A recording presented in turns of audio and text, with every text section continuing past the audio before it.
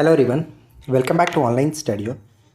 Sorry friends कि मैं इसको 2 दिन वीडियो नहीं डाल पाया क्योंकि मैं घर पे नहीं था, यानी रूम पे नहीं था, फैमिली के साथ बाहर गया हुआ था, तो उसके लिए मैं माफ़ी चाहूँगा। लेकिन आगे से ये कंटिन्यू रहेगा।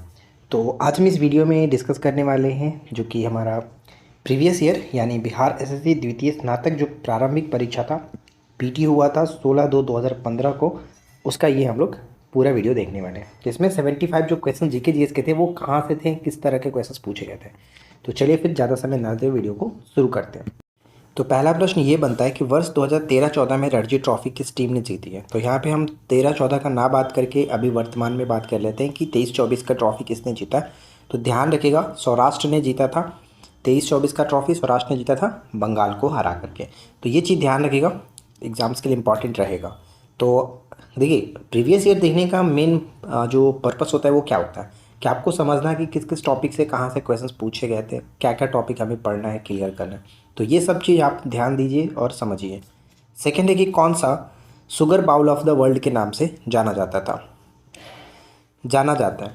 पहले हम जानते थे क्यूबा को जाना जाता था, लेकिन वर्तमान में अगर हम बात करें sugar bowl of the world के रूप में जाना जाता है वो ब्राज़ील है। तो ये चीज़ याद रखिएगा कि वर्तमान में किसे जानते हैं, ब्राज़ील को। जल का घनत्व किस तापमान पर सर्वाधिक होता है। जल का घनत्व सर्वाधिक तापमान जो होता है वो 4 डिग्री सेल्सियस पर सर्वाधिक इसका घनत्व होता है, ये याद रखेंगे।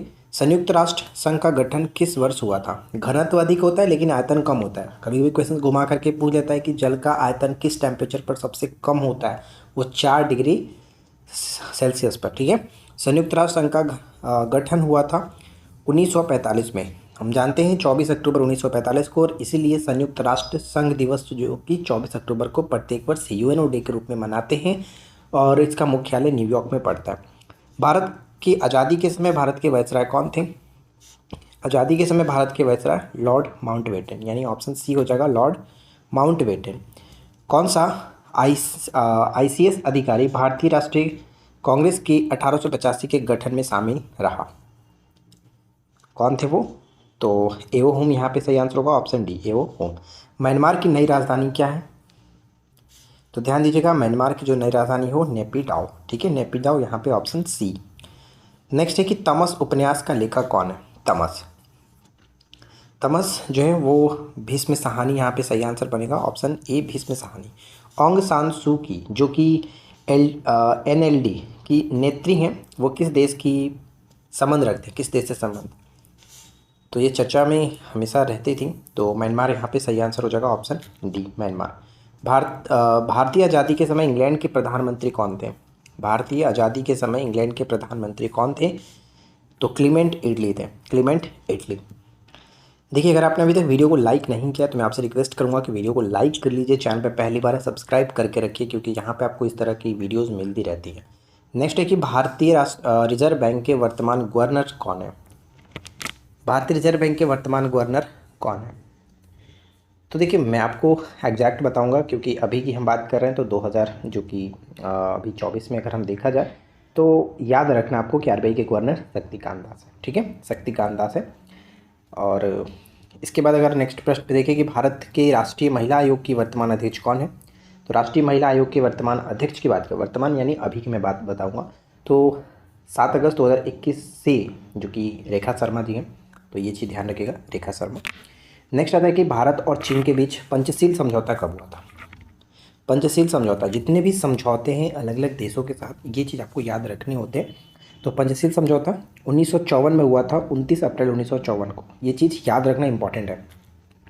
भारत में हरित क्रांति के जनक के रूप में किसको जाना जाता है। भारत में हरित क्रांति के जनक के रूप में किसको जानते हैं, एम.एस. Swaminathan, option C MS. स्वामीनाथन। पूर्ण स्वराज का संकल्प कांग्रेस के द्वारा कब पारित किया गया था। पूर्ण स्वराज का संकल्प कांग्रेस के द्वारा कब पारित किया गया था। तो यहाँ पे ध्यान दीजिएगा, पूर्ण जो संकल्प पारित किया गया वो 26 जनवरी 1930 लाहौर, ठीक है, 26 जनवरी 1930 लाहौर में। महात्मा गांधी और बाबा साहब अम्बेडकर के बीच पूना संधि कब हुआ। पूना समझौता, पूना पैक्ट के नाम से जानते हैं, 1932 में, 24 सितंबर 1932, ये डेट के साथ याद रखना। गिर का वन शेरों के लिए प्रसिद्ध है, यह किस राज्य में अवस्थित है। तो गिर आपको पता ही है कि गुजरात में स्थित है, तो सी करेक्ट होगा।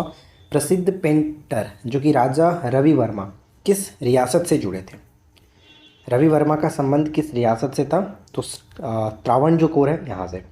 बिहार में बहने वाली 4 नदियों में से किसका उद्गम अमरकंटक में है? अमरकंटक से सोन नदी निकलता है, उत्तर की तरफ जाकर गंगा मिलता है, तो यहाँ पे बी ऑप्शन करेक्ट होगा। और इसके बाद यहाँ पे मैथ्स के क्वेश्चन स्टार्ट होते हैं, मैथ्स और रीजनिंग के। तो चलिए हम स्टार्ट करते हैं डायरेक्ट हमारा जो जीके जीएस के क्वेश्चन है वहाँ पे बढ़ते हैं। तो जीके जीएस के प्रश्न अब डायरेक्ट 101 से स्टार्ट होता है, तो हम यहाँ से कवर करने की कोशिश करेंगे। सबसे पहला प्रश्न 101 जो कि इबोला क्या है? देखिए ऊपर हम 19 क्वेश्चन तक देखा था और यहाँ पे आपका 50 क्वेश्चन तक हम जाएंगे 101 से 150 तक। तो टोटल यहाँ पे हमें कितना क्वेश्चन देखने को मिला, यानी 69 क्वेश्चन से एग्जाम्स में पूछे गए थे। इबोला क्या है? तो इबोला एक प्रकार का वायरस है, वो पता ही है। हरे रंग का पदार्थ जो पौधों में प्रकाश संश्लेषण करता है वो कौन होता है? तो प्रकाश संश्लेषण पौधों में जो करता है वो क्लोरोफिल है, और क्लोरोफिल में कौन सा तत्व होता है ये भी याद रखिएगा, मैग्नीशियम। तो क्लोरोफिल यहाँ पे सही हो जाएगा। अगला प्रश्न कि साइलेंट वैली या फिर मुख्य घाटी किस राज्य में अवस्थित है? साइलेंट वैली ये पड़ता है आपका केरल के अंतर्गत। अगर पूछे कि सिलिकॉन वैली या फिर सिलिकॉन वैली के नाम से किसको जाना जाता है, तो वो कर्नाटक होता है, कर्नाटक के बेंगलुरु। गोवा किस नदी पर अवस्थित है? तो गोवा जो है वो मांडोवी नदी पर, ये याद रखना है, मांडोवी नदी पर। नेक्स्ट आता है हमारा कि शुष्का छिकोप। शुष्का छिकोप का मनुष्य में प्रकोप किस विटामिन की कमी से होता है? थोड़ा सा लैंग्वेज घुमाया गया। शुष्का छिकोप यानी कि शुष्क जो त्वचा होता है, ये बीमारी एक प्रकार का विटामिन ए की कमी के कारण होता है। ये जैसे आप रतौंधी जानते ही हैं, विटामिन ए को रेटिनॉल के नाम से जानते हैं, और विटामिन ए जो है वो जल में अघुलनशील होता है, क्योंकि जल में सिर्फ बी और सी ही घुलता है, तो विटामिन ए वसा में घुलनशील कह सकते हो। प्रोटीन ऊर्जा कुपोषण का परिणाम क्या है? प्रोटीन की कमी से बच्चों में मरासमस रोग होता है, मरासमस यहाँ पे ऑप्शन ए होगा। नेक्स्ट है कि निम्नलिखित में से किस स्थान पर जी यानी गुरुत्वाकर्षण का मान सर्वाधिक होगा? तो देखिए सर्वाधिक जो होता है, हमने इसको याद कराया था आपको अध कवि करके, अध कवि याद रखिए, यानी अधिक जो होता है वो ध्रुव पर होता है, अधिक ध्रुव पर, कम जो होता है वो विषुवत रेखा पर होता है। तो यहाँ पे अधिक अकॉर्डिंग टू देखा जाए तो ध्रुव पर, तो अधिक ध्रुव कहाँ होगा? अंटार्कटिका के कैंप में सबसे ज़्यादा, जो कि हमें जी का मान देखने को मिलेगा। शरीर के किस अंग की खराबी से मधुमेह रोग प्रकोप होता है? मधुमेह यानी डायबिटीज जो होता है, पेनक्रियाज या फिर अग्नाशय, यहाँ पे आप कह सकते हो ऑप्शन बी, ठीक है, ऑप्शन बी। नेक्स्ट कि साधारण नमक का रासायनिक नाम क्या होता है? साधारण नमक का रासायनिक नाम क्या होता है? ये आपका सोडियम क्लोराइड हो जाएगा, option C sodium chloride. Next one है कि घेंघा रोग आयोडीन की कमी से होता है, यह निम्न में से किस क्षेत्र में व्यापक हो सकता है? जो घेंघा रोग है, आयोडीन की कमी ज़्यादातर हमें कहाँ पर देखने को मिलेगा? तो पहाड़ी क्षेत्रों में, ऑप्शन बी पहाड़ी क्षेत्रों में। विटामिन ए मुख्यतः कहाँ संग्रहित होता है? विटामिन ए जो कि संग्रहित होता है आपका यकृत के अंतर्गत, यकृत में। मादा क्यूलेक्स मच्छर निम्नलिखित में से किस रोग की वाहक है? मादा क्यूलेक्स मच्छर जो है निम्नलिखित में से किस रोग की वाहक है? तो फाइलेरिया, ठीक है, फाइलेरिया। समदाब रेखाएं निम्नलिखित में से किसको प्रदर्शित करती हैं? समदाब रेखाएं, नाम से क्लियर होगा समदाब, इंग्लिश में थोड़ा देता है तो कन्फ्यूजन होता है, इंग्लिश में इसको याद रखने की कोशिश करिए। आइसोबार यानी समान वायुमंडलीय दबाव जहाँ पर होता है उसको कहते हैं समदाब रेखा। तो डी यहाँ पे आप टिक कर सकते हैं। नेक्स्ट है कि इनमें से कौन सी नदी कच्छ के रण में समाहित हो जाती है, कच्छ के रण में विलीन हो जाता है? तो लूनी नदी कच्छ के रण में विलीन हो जाती है। थायराइड ग्रंथि का स्थान कहाँ पर है? थायराइड ग्रंथि जो हमें देखने को मिलेगा वो गला में, ठीक है, गला में। इसके बाद अगला प्रश्न आता है कि निम्नलिखित गौ प्रजातियों में कौन सी प्रजाति देसी नहीं है? निम्नलिखित गौ प्रजातियों में कौन सी प्रजाति देसी नहीं है? तो यहाँ पे देखिए हॉल्स्टीन जो फ्रीजियन है ये विदेशी नस्ल होती है गाय की, यहाँ पे ए हो जाएगा। तारों का रंग निर्भर करता है, तारों का रंग निर्भर करता है उनके तापमान पर, ठीक है, उनके तापमान पर। डॉक्टर नॉर्मन ई बोरलॉग किस देश से संबंधित है? डॉक्टर नॉर्मन ई बोरलॉग का संबंध, जिन्होंने हरित क्रांति को जन्म दिया और भारत में एम एस स्वामीनाथन जी हैं, इनका संबंध यहाँ पे हो जाएगा अमेरिका से, अमेरिका से, ठीक है। नेक्स्ट आता है कि आयोडीन टेस्ट का प्रयोग किस की उपस्थिति जांचने के लिए किया जाता है? आयोडीन टेस्ट जो परीक्षण होता है ये कार्बोहाइड्रेट की जांच के लिए होता है, कार्बोहाइड्रेट। इसके बाद नेक्स्ट वन आता है कि भारतीय संविधान का कौन सा अनुच्छेद छुआछूत यानी अनटचेबिलिटी जो है उन्मूलन से संबंधित है, छुआछूत को समाप्त करने से है, वो आपका अनुच्छेद आ जाता है 17, अनुच्छेद 17। प्लास्टर ऑफ पेरिस, पीओपी का रासायनिक नाम क्या है? प्लास्टर ऑफ पेरिस का रासायनिक नाम क्या होता है?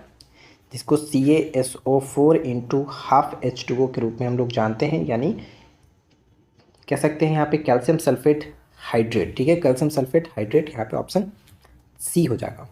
नेक्स्ट है कि राष्ट्रीय प्रतीकों के संबंध में नीचे दिए गए कौन सा कथन सही नहीं है? ध्यान दीजिएगा, सही नहीं है। जैसे भारतीय राष्ट्रीय ध्वज की चौड़ाई और लंबाई, ध्यान देना यहाँ पे कि चौड़ाई और लंबाई 2:3, कभी कभी लंबाई और चौड़ाई देगा तो 3:2, तो ये चीज़ ध्यान रखिएगा, ये तो सही है। राष्ट्रीय झंडे के चक्र में जो रेखाएं बनी हैं ये आप जानते हैं, तो टोटल 24 रेखाएं, ये भी सही है। राष्ट्रीय प्रतीक लौरिया नंदनगढ़ के सिंह सिर से लिया गया, ये गलत है। जो हमारा राष्ट्रीय प्रतीक है जिसमें 4 सिंह दिखाए जाते हैं, ये कहाँ से मिला है? तो अशोक स्तंभ से। ठीक है, सारनाथ के अशोक स्तंभ से लिया गया, तो ये पॉइंट गलत हो जाता है।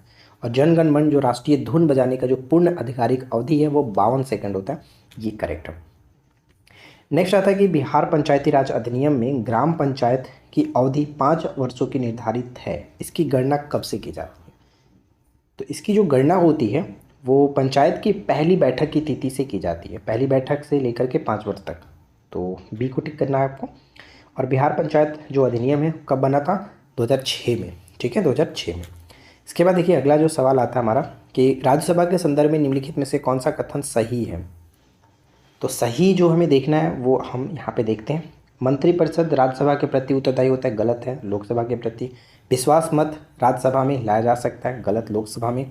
राज्य सूची के किसी विषय पर संसद कानून बना सकता है, ये तो सही है, अगर राज्यसभा को 2/3 बहुमत से पारित करे कि राज्य सूची का संदर्भगत विषय जो है राष्ट्रीय महत्व का हो गया, तो इस बेस पर बना सकते हैं, ये बिल्कुल सही हमारा हो जाता है। और धन विधेयक राज्यसभा में लाया जा सकता है, धन विधेयक को लोकसभा में पेश किया जाता है, ये पॉइंट हमारा गलत है, तो सही आंसर यहाँ पे सी होगा।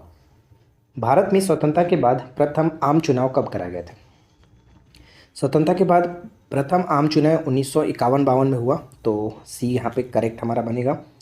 नेक्स्ट आता है कि लोकसभा या फिर विधानसभा के निर्वाचन में एक उम्मीदवार अपनी जमानत की राशि खो देगा अगर उसे कुल वैध मतों का कितना प्राप्त नहीं होता है? 1/6 प्राप्त नहीं होता है। अगर 1/6 नहीं प्राप्त होता वो जमानत राशि अपना खो देगा। भारतीय राष्ट्रीय कांग्रेस का प्रथम अधिवेशन दिसंबर 1885 में कहाँ हुआ था? प्रथम अधिवेशन दिसंबर 1885 में बम्बई में किया गया था और जिसके अध्यक्ष भूपेश चंद्र बैनर्जी थे। एक दल लोकसभा में विपक्षी दल होने का दावा करता है, इसके पास न्यूनतम कितने सांसद लोकसभा में होने चाहिए? तो कितने होने चाहिए? 55 सदस्य। ठीक है, 1/10, कुल सदस्यों का 1/10। नेक्स्ट आता है कि ग्राम पंचायत का कोई सदस्य हस्तलिखित आवेदन मुखिया को समर्पित कर त्यागपत्र दे सकता है। आवेदन समर्पित करने के कितने दिनों के बाद त्यागपत्र प्रभावी माना जाता है?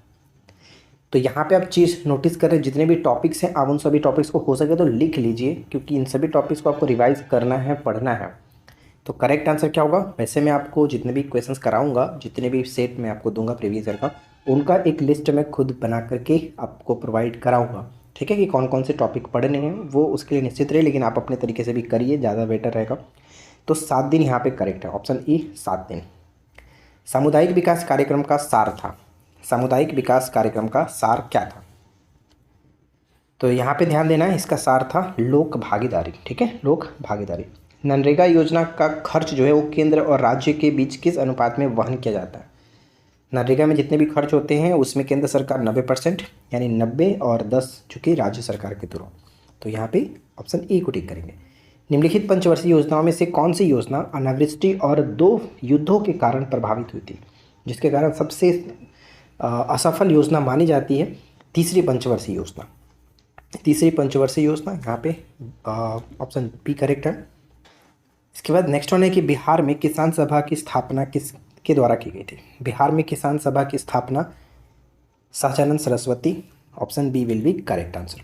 1860 में प्रकाशित नील दर्पण नील की खेती करने वाले दुर्दशा चित्रित करता है। नील दर्पण के रचनाकार कौन थे? नील दर्पण के जो रचनाकार थे यहाँ पे दीनबंधु मित्र, यहाँ पे ऑप्शन सी होगा, दीनबंधु मित्र। अगला है कि नीचे दी गई कमेटियों में से किसका संबंध पंचायती राज्य से है? तो पंचायती राज्य से जो है वो आपका बलवंत राय मेहता समिति, जिन्होंने त्रिस्तरीय पंचायती राज्य का सुझाव दिया था, और इन्होंने 1957 में सुझाव दिया था। ठीक है, 1957। वर्ष 2014 के नोबेल शांति पुरस्कार के विजेता कौन थे? तो देखिए 2014 में शांति नोबेल पुरस्कार काफ़ी चर्चा का विषय है, क्योंकि सबसे कम उम्र के ये पाने वाली पाकिस्तानी जो की थी मलाला यूसुफजई और कैलाश सत्यार्थी, 2 लोगों को ये दिया गया था। तो इस चीज़ को याद रखिएगा। द्रोणाचार्य पुरस्कार किस क्षेत्र में दिया जाता है? द्रोणाचार्य पुरस्कार का संबंध ये क्रीड़ा जो प्रशिक्षक यानी जो कोच होते हैं उनको मिलता है। तो सी करेक्ट है। राष्ट्रीय खेल दिवस 29 अगस्त को मनाया जाता है, किन से संबंधित है? तो राष्ट्रीय खेल दिवस प्रत्येक 29 अगस्त को मनाया जाता है मेजर ध्यानचंद, हॉकी के जादूगर मेजर ध्यानचंद की जयंती के रूप में। मैग्सेस जो रमन मैग्सेस पुरस्कार है के नाम से दिया जाता है, किस देश के राष्ट्रपति थे? तो ये फिलीपींस के राष्ट्रपति थे। ठीक है, फिलीपींस। नेक्स्ट वन है कि 22वें शीतकालीन ओलंपिक खेल किस देश में आयोजित किए गए थे? 22वें शीतकालीन ओलंपिक खेल का जो आयोजन किया गया था वो अकॉर्डिंग टू आप ऑप्शन से इसको गेस करेंगे तो रूस हो जाएगा, ऑप्शन ए। ठीक। नेक्स्ट प्रश्न आता है कि सहारा रेगिस्तान किस महाद्वीप में अवस्थित है? सहारा रेगिस्तान किस महाद्वीप में अवस्थित है? तो सभी को पता ही है कि दुनिया का सबसे बड़ा ये रेगिस्तान है, अफ्रीका महाद्वीप में स्थित है। डुरंड किस खेल से संबंधित है? डुरंड कप का संबंध किस खेल से? डुरंड कप फुटबॉल से। ठीक है, फुटबॉल से, ऑप्शन बी। भारत एक खोज पुस्तक अहमदनगर किला जेल में कारावास के दौरान लिखी गई थी। भारत एक खोज के लेखक कौन है? तो डिस्कवरी ऑफ इंडिया जो है लिखी गई है वो जवाहरलाल नेहरू जी के द्वारा।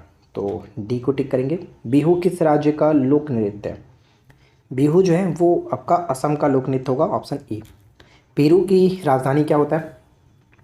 पेरू की राजधानी लीमा। चेर्नोबिल परमाणु संयंत्र जो अब बंद है ये कब हुआ था? काफ़ी भयानक घटना हुई थी यहाँ पे चेर्नोबिल, तो यूक्रेन में। ये क्वेश्चन हमेशा पूछा जाता रहता है। जापान की मुद्रा क्या है? यानी देश और मुद्रा हमेशा से चर्चा में रहा ही है बिहार एसएससी के लिए, तो आप इसको याद रखिएगा। जापान की जो मुद्रा है वो आपका हो जाएगा correct answer, option D, N. ठीक है, एन। निम्नलिखित में से किस चक्रवात ने भारत के पूर्वी तट को प्रभावित नहीं किया था? तो इस क्वेश्चन को हम इग्नोर करेंगे क्योंकि ये पुराना चीज़ था, तो इसको छोड़ देते हैं। नेक्स्ट है कि ट्रेन टू पाकिस्तान पुस्तक जो है वो किसके द्वारा लिखी गई है? इनकी जो पुस्तक होती है फेमस ही रहती है, ट्रेन टू पाकिस्तान, खुशवंत सिंह, खुशवंत सिंह। ठीक है। नेक्स्ट आता है जो कि आज के इस वीडियो का आखिरी प्रश्न है कि विंग्स ऑफ फायर पुस्तक के लेखक कौन है? विंग्स ऑफ फायर, देखिए एक होता है विंग्स ऑफ फायर और एक होता है इंडिया विंस फ्रीडम। दोनों कन्फ्यूजन करने के लिए हमेशा दोनों ऑप्शंस भी रहते हैं। विंग्स ऑफ फायर कहा जाए तो यहाँ पे हमारे एपीजे अब्दुल कलाम जो थे वो हो जाएगा सही आंसर, यानी क्वेश्चंस का राइट आंसर बी होगा। अबुल कलाम आज़ाद जो थे इनके द्वारा लिखी गई पुस्तक थी इंडिया विंस फ्रीडम, तो ये भी याद रखेंगे। अल हिलाल इनकी एक सबसे फेमस बुक मानी जाती है, ये याद रखना है। तो आई होप कि आप लोगों को आज का ये वीडियो अच्छा लगा होगा। वीडियो पसंद आया तो लाइक एंड शेयर करिएगा। चैनल पे पहली बार है सब्सक्राइब करके नोटिफिकेशन बेल आइकन को ऑल पे सेट कर लीजिए इसी तरह की वीडियो पाने के लिए। तो मिलते हैं नेक्स्ट क्लास में। Thanks for watching.